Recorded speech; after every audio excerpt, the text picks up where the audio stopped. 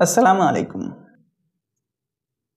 বিভিন্ন ক্ষেত্রে আমরা অ্যাঙ্গেল বা কোণ ব্যবহার করি, যেমন engineering, sports, design house, arts ইত্যাদি। কিন্তু কোণ কি? চলুন দেখি। ধরি আমাদের আছে দুটি রেখা। রেখা দুটি পরস্পরকে এই বিন্দুতে ছেদ করে। এই ছেদ বিন্দুকেই বলে শীর্ষবিন্দু এবং এই দুই রেখাকে বলে বাহু। এখন আমরা এই দৈর্ঘ্যটি পরিমাপ করতে চাই। এই পরিমাপটাই হলো কোণ।